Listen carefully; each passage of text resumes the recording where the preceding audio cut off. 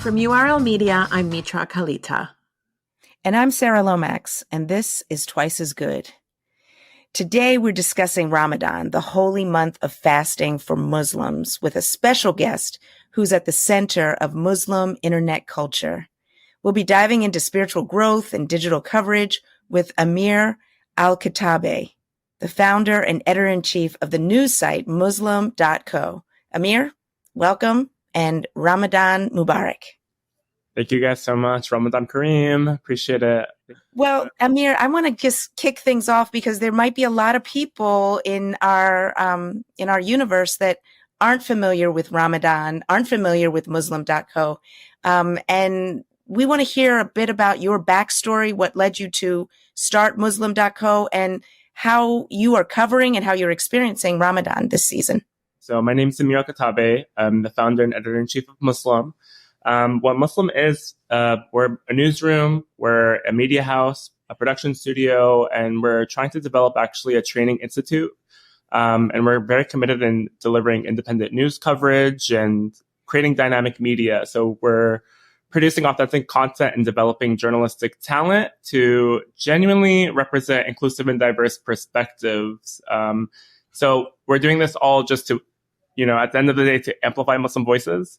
Most of the times when we see coverage of the Muslim community, Muslims are not inserted in those conversations, and we're often left out and neglected. So Muslim is becoming that epicenter where we can gather and have all the stories told by Muslims for the Muslim community. And while doing so, we're also dismantling a lot of negative stereotypes and tropes and just taking in charge of the narrative here. Ramadan has been, like every year, our big peak period in traffic. During Ramadan, for those who are not familiar, Muslims have to fast from sunrise to sunset. And that includes fasting from water, from food, fasting from even like pleasures such as like music or even like cursing and, anything that. Is that a pleasure? Is that a pleasure, Amir? Cursing? I mean, to be honest, like I'm a hater at heart. So like me having to hold back my tongue like during Ramadan. I'm just kidding. No, as well. Yeah, so we have to do that from sunrise to sunset. And because of that, a lot of people are also fasting from things that deter them away from our faith. So distractions may look like video games or even like music or even Netflix. So, and due to people fasting from those things, they want to consume Muslim content. So during the month of Ramadan, we have a huge peak of traffic and engagement because a lot of people want to just digest Muslim and Islamic content, and we're able to provide that for them. We actually plan Ramadan 6 months in advance because that's how big the traffic period is for us. Last Ramadan, we grew 1 million followers on our Instagram page alone. And that's not even including like our TikTok or other social media platforms. But what's also most important during the month of Ramadan is a lot of Muslims are trying to, rejuvenate their faith while also give back to the community. So we have a concept called zakat, where we have to give a portion of our salary and our income to our community or to people in need. So during the month of Ramadan, because our rewards are amplified, a lot of people wait until Ramadan to be donating and giving back to their communities. So Ramadan is kind of like a very epicenter 30-day period for our community. We're trying not to be violent. We're not trying to like do anything that's going to steer us off course, whether that's, indulging on all of these daily pleasures, as I mentioned before. So. Yeah. And Sarah, I think it's worth noting, I actually encountered Amir a few years ago because my college alumni magazine, Rutgers University, did a feature on alums that have started new media outlets. And Amir and I were both featured, but we didn't know each other at the time. And so, Amir, I don't know if you remember, but I reached out and I haven't stopped emailing you ever since. Because the rise that you describe of Muslim.co is just, it's been meteoric even since that article. And it's been really, I just want to say, like, personally, it's been wonderful to watch you grow over the last few years. Both you as an entrepreneur and then the site, which has come to mean so much to so many. I think even beyond Ramadan. And so, I mean, maybe that pivots us a little bit that this year Ramadan is happening, 6 months after the Israeli assault on Gaza. Your site has been such a source of news for many of us. I'm wondering if we could just zoom out a little bit and talk about the global Muslim community and how you've been handling both the coverage of this story, but also a very difficult story that is so loaded with so much grief, and how you're handling that. Well, first, thank you so much for the kind words. I really appreciate it. And I do remember the Scarlet Magazine publishing our features. Shout out to Rutgers University. Well, first and foremost, we have grown very significantly. We're growing at a very fast pace, right? So, and we just turned 5 years old on February 15th. So we're literally still skin in the game, brand new. We don't really have tenure. And we're just getting to a point of like financial stability where we're starting to be like, okay, maybe we could start hiring people, but everything is just happening so fast. Our growth is happening so fast. But the reason why that is because there's a need for this, right? There's a need for a platform that covers Muslim news for us to stay informed, that is, devoted to the Muslim community, because we have this distrust with mainstream media, with how they treat Muslims, how they cover Muslims. And it goes to show with how they're covering Palestinians in Gaza, quite frankly. So we play a very pivotal role in the global Muslim community here to ensure authentic storytelling, to ensure that we're documenting truth over, biases and personal governmental agendas, right? So at Muslim, what we do is we work with a lot of on-the-ground Palestinians to document what is going on there. Because quite frankly, mainstream media, like you will not see CNN documenting and posting a Palestinian's perspective on this assault in Gaza. So we work with a lot of different people on the ground. Actually, like we have been connected with Motaz even before, Motaz Aziza, way before this current assault from October 7th, because back in 2021, again, this is a repeated pattern, right? This assault in Gaza. In 2021, during Sheikh Jarrah in May, also during the time of Ramadan, there is aggression at the Al-Aqsa Mosque, and there's aggression at the neighborhood of Sheikh Jarrah, and a lot of settlers were storming and, stealing land from Palestinians. So, in retaliation, like Israel sent rockets to Gaza. So Gaza had always been, the brunt of anything that has to do with Palestinians, rights and resistance and right to their land. So we've been connected with all these different people since 2021, and we've always stayed in contact with these different people. So of course, when it was announced, this assault in Gaza, and after October 7th, we immediately just went to action. And we're like, okay, guys, what's going on? What's going on the ground? We're going to collaborate posts. We're going to give you our platform. We're going to make sure we're sent to these stories, and we've spearhead a lot of trending news stories and coverage, even breaking news, just because, again, mainstream media is so put in a bubble that they are neglecting the Palestinian perspective, that when they see something is going viral, because the Muslim community, we are amplifying, we're pushing, we're very passionate, we're very human. And that's what makes Muslim community so different. I actually feel like the Muslim community gets exploited by publications like New York Post or Daily Mail, because they know that the Muslim community is very reactionary. They know that the Muslim community is very human. So when you see headlines calling the most blasphemous, Islamophobic headlines, or, calling Palestinians barbarians, and animals, like the Wall Street Journal, we're going to get reactionary. So whenever we see a video of what's going on in Palestine, if Palestinians are documenting what's going on the ground, Muslims, just in our inherent self, it's ingrained within our faith, the concept of ummah, which is no matter where you are in the world, we're all connected. We're all brothers and sisters. So whether that's you're in Sudan, whether you're in Palestine, whether you're in, Somalia, Egypt, anywhere across the world, you're my brother and sister. Something's happening to you and you're facing injustice. We all feel that. We're all connected in that way. I think it's a beautiful concept in our religion, but because of that, we spearhead a lot of virality and groundbreaking storytelling, because when we're uncovering something that's new, our community is the first to push, amplify, make it viral, and then the mainstream media is picking up the pieces, because they're oh my God, everybody on social media is talking about this. So now we have to talk about it, right? Because like, what is it going to look like for CNN and New York Times to not talk about what's going on when everybody on social media is talking about it? They're just going to like turn a blind eye because it's going to be quite obvious. So we kind of applied that pressure for our community in that sense in the news sphere. Let me ask you, Amir, because I'm wondering, you talked about that you all are really embedded in Palestine and covering Gaza on the ground. I'm curious, like, how you are covering the U.S.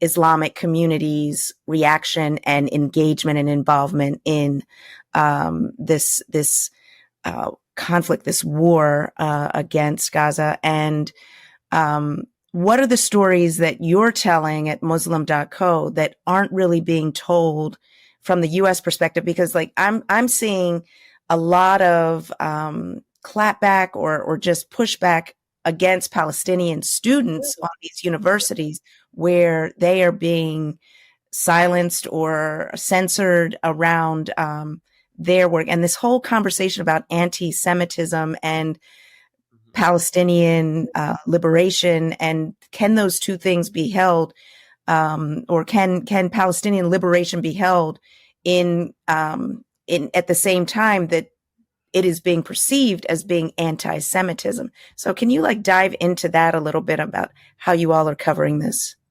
What people fail to realize, again, like I brought up the concept of ummah, right? How every Muslim is connected, regardless of what the issue is across the world, because that's just how we see. If we know that a Muslim brother is in need or in help or facing injustice across the world, we are all connected. So, of course, like what's going on in Gaza is affecting the Muslim community in the United States.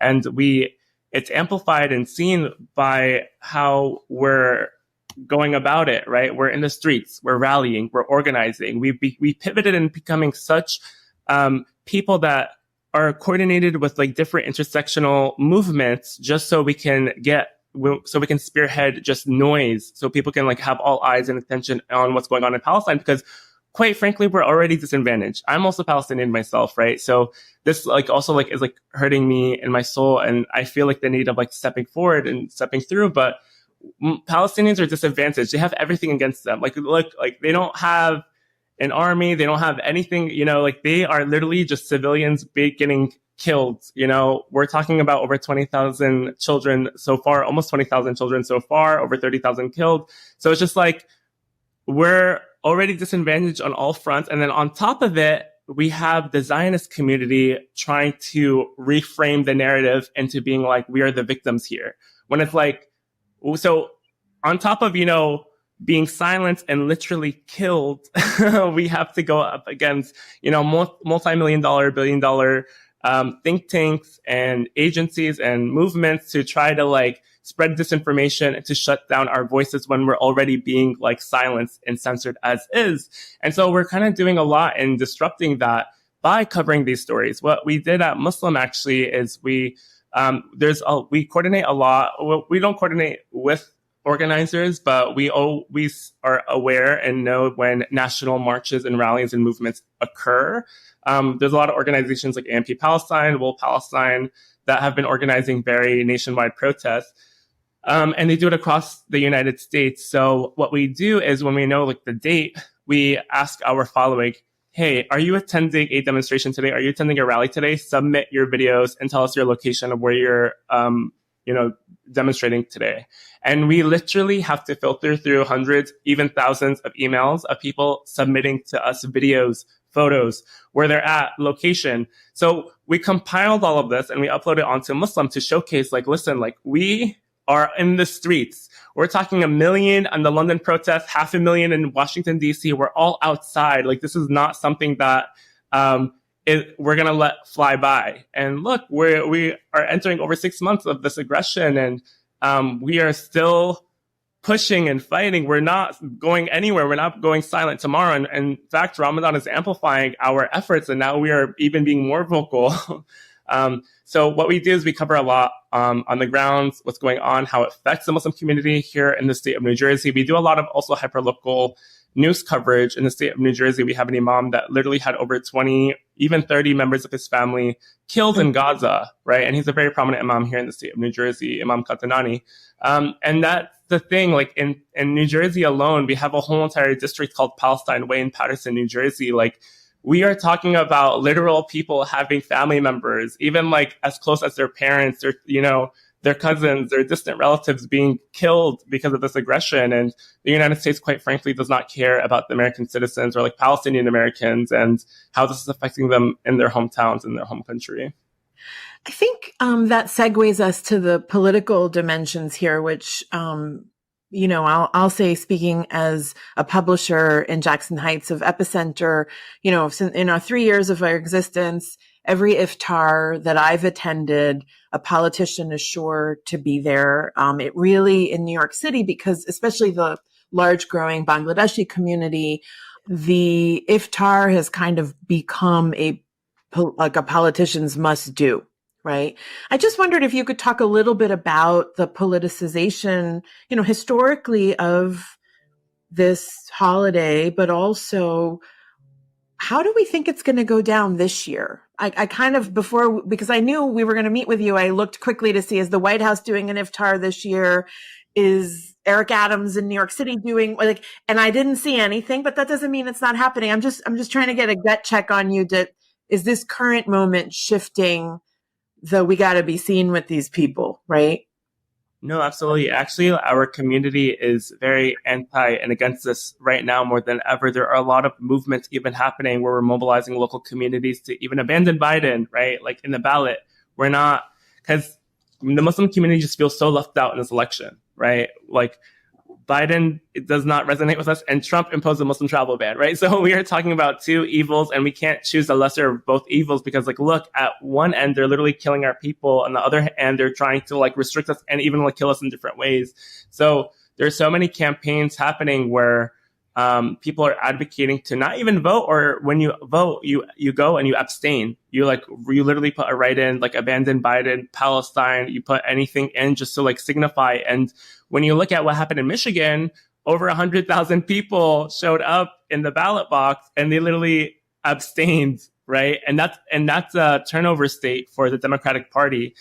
So right now, I feel like Muslims are more mobilized more than ever to stay clear and stay aware from like politicians that don't have the interests of the Muslim community. And it's actually quite sad, you mentioned like Queens and the Bangladeshi community. And what's really upsetting is I feel like a lot of these politicians take advantage of our communities because a lot of them are predominantly like migrants, right? So like, especially in Queens, like you have like a lot of migrants like in these spaces of worship, just because that's where they find community, where they can like gather, especially when they're coming into this country. So when you have facilitators and leaders that are responsible for these communities and migrants like going to these spaces, you have politicians that exploit that because our community, like migrants don't know, why are you here? We also like feel a sense of like, okay, we are obligated to like serve you and have you come to and enter our spaces because like we might be at risk of our living or our wages or like something is, at stake here. So I feel like a lot of politicians like misuse and take advantage of us at times, but then those that are very aware hold those politicians accountable and would reject them. I feel like the Muslim community has a big history of like allowing politicians into mosques. I'm, very opposed to that, but I think it comes from like a lack of like, anxiety of like what happens if we don't allow them and enter them to our spaces. Wow. Especially after 9/11, like I was born 1998, right? So I don't know 9/11. I'm a Jersey boy, but like I never had to like, I never witnessed, I don't have a fiscal memory of 9/11, and I'm a Jersey boy, a Jersey Muslim boy. But that affected me so much, and it even affected all my community, affected the mosque. Like, we have a huge surge of surveillance in our Muslim communities and all these different mosques. And again, it's a part of like being like, okay, we have to submit, we have to adhere to these government entities and agencies into our spaces of worship because we don't know what's going to happen if we don't. So yeah, that's, Amir, I haven't thought about it that way. And I'm really grateful for that perspective. I covered Muslims after 9/11 actually. And it was, pretty known if you didn't know somebody who suddenly came into your community or your mosque, that it was potential surveillance, that, people were very mistrustful. I never thought about this action of now politicians kind of aligning themselves for convenience, right? Like this is a voter block. This is a new community. And I haven't thought about it in quite that way. So I'm actually even rethinking, whether the community in New York City will respond differently. And maybe that's why we're not seeing, some of the politically loaded iftars, if you will, right? And you know what I mean? It's like person after person taking the microphone. Amir, can I ask you a question? Because I'm wondering, is there anything, we're about 7 months away from the presidential election. Is there anything that could happen between now and then that would change the sentiments of the Muslim community or the folks that you're in community with, around, abstaining or writing in or just like not voting?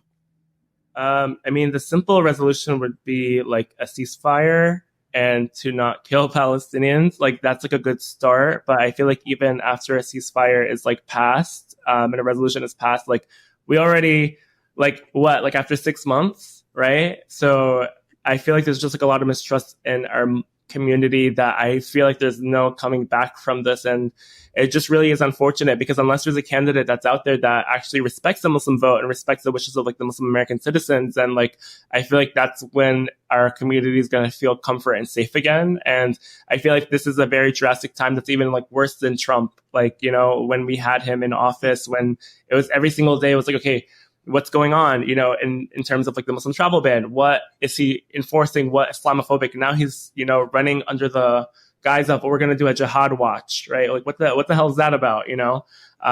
So it's like very unfortunate that like during this time, like we chose the lesser of two evils. We chose Biden. We elected Biden into office, and we just feel like, we're stabbed in the back here.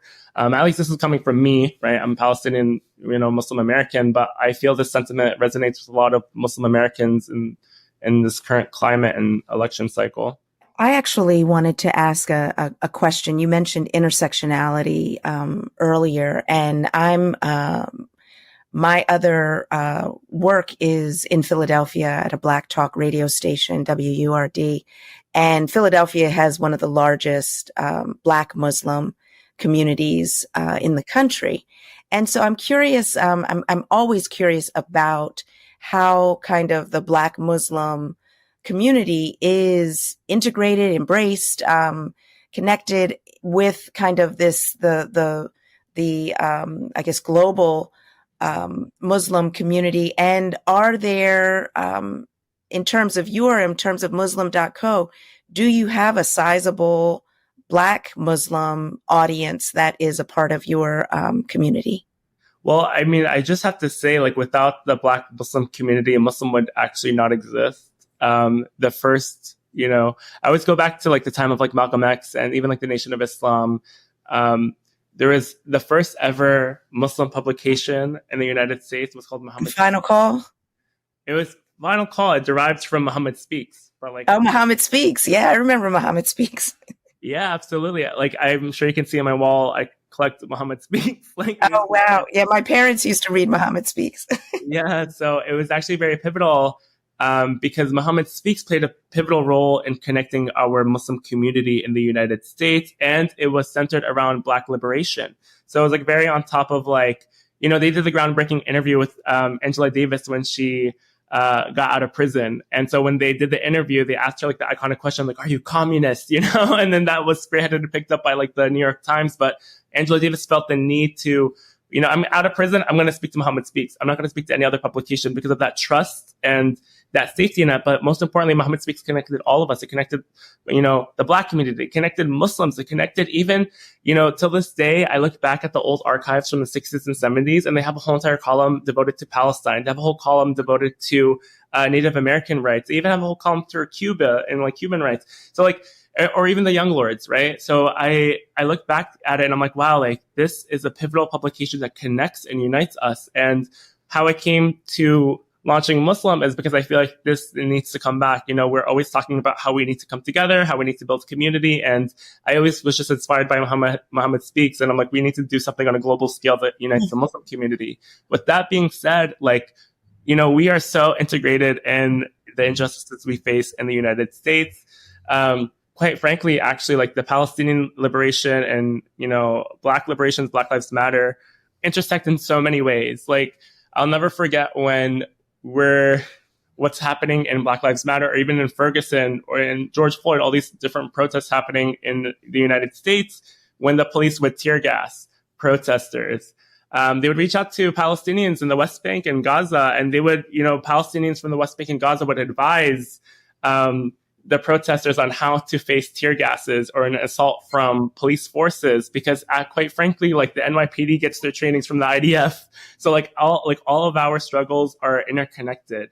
So when I talk about intersectionality, I talk about like all of the injustices, in fact, all of us, whether you're Black, white, whatever whatever injustice you face, like Muslim is there to make sure that we are connected, because it also affects the Muslim community as well. Like quite frankly, it's affecting Black Muslims, and we serve that population with our publication. We make sure that they're on the forefront.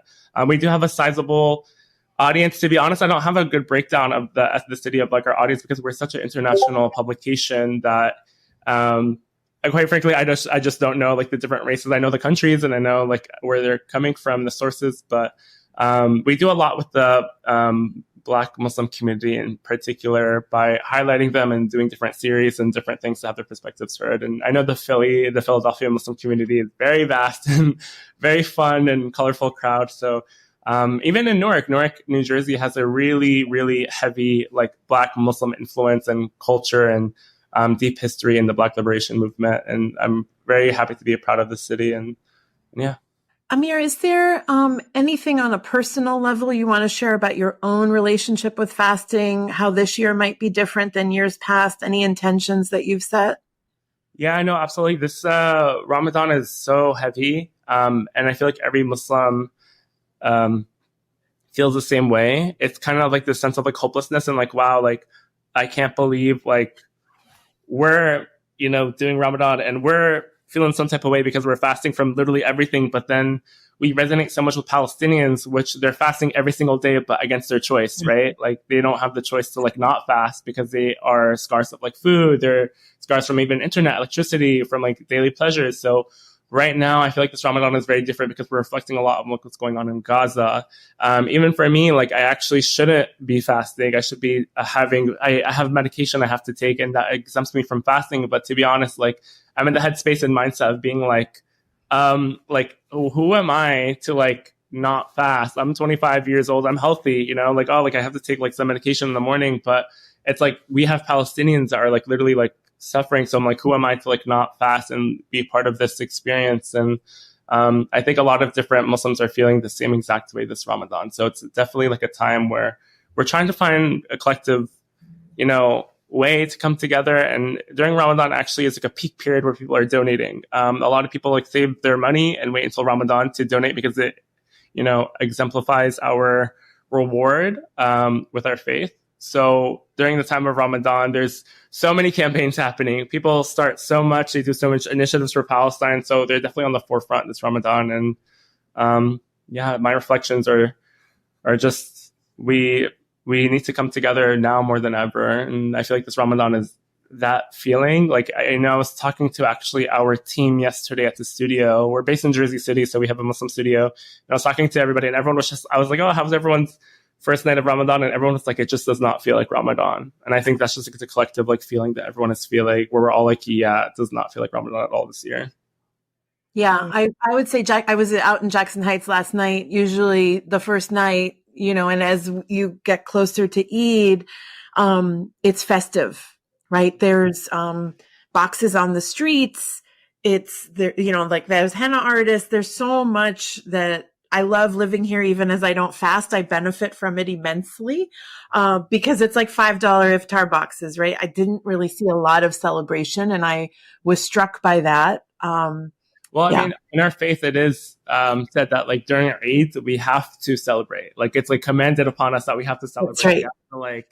So just explain what Eid is and iftar is, because there are a lot of people who might not know the language. Sunrise marks Fajr and the start of our fasting, but right before sunrise, right now it's like around 5:50 5:50 a.m. So we're talking about like around like 5 a.m. to 5:30 a.m.